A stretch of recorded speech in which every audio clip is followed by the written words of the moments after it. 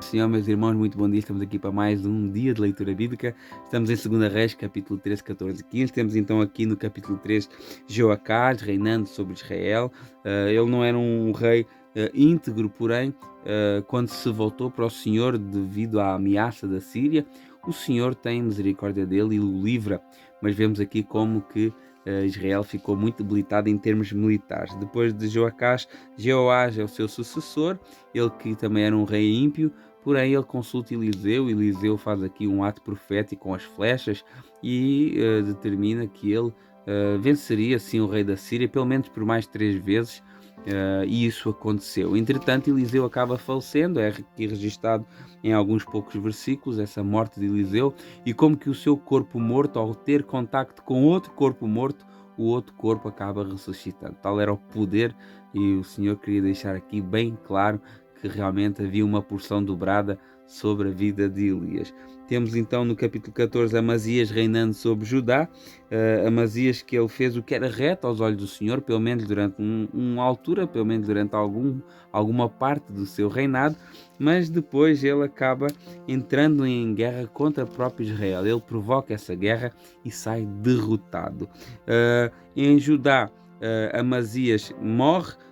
Azarias, ou conhecido também como Uzias, é o seu sucessor. Uzias, que tem aqui um reinado longo, mais de 50 anos de reinado, e entretanto em Israel Jeroboão II se levantava como rei. No capítulo 15 temos então aqui esse longo reinado de Uzias. Em Crónicas nós vemos mais detalhadamente, mas aqui temos uma informação importante: o Senhor feriu Uzias de lepra e o seu filho Jotão acaba governando, não reinando, mas governando no lugar dele, uma vez que ele tinha que estar separado por ter lepra, que seria uma situação de impureza e que tinha que estar separado da sociedade, e Jotão acaba governando aqui o reino de Judá. Vemos depois aqui uma sequência de muitas trocas de reis aqui em Israel. Zacarias, depois Salum, de Salum Manaém, depois de Manaém temos aqui Pecaías e depois Peca. Reinados com muita pobreza espiritual, reinados com muita morte, com muita conspiração.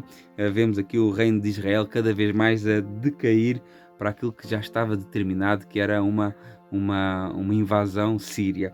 E então voltamos para Jotão, o filho de Uzias, que governava no lugar do pai por conta da lepra do pai, e agora aqui, depois da morte de Uzias, assume o trono. O versículo que eu gostaria de destacar é o versículo 27 do capítulo 14, que diz assim: "E o Senhor não havia determinado apagar o nome de Israel debaixo do céu, portanto salvou-os por mão de Jeroboão, filho de Jeoás." Vemos aqui este Jeroboão II que parece que alcançou aqui algumas vitórias, mas a palavra do Senhor ela é bem clara porque é que isso aconteceu. O Senhor tem um tempo determinado para todas as coisas, e ainda não era a altura de a Síria tomar a terra de Israel, de invadir a terra de Israel. E isso nos mostra como o Senhor ele tem poder sobre até as ações do inimigo. Nós pensamos às vezes que as coisas fogem fora do controle de Deus, que as coisas acontecem por um acaso, mas não, o Senhor ele está no comando de tudo. E o Senhor não tinha determinado ainda, então ainda não era a ocasião. Mais à frente nós vemos esse juízo vir sobre Israel, porque o Senhor permitiu, porque tudo está sob o seu controle. Que a gente possa então nos colocarmos debaixo desse controle.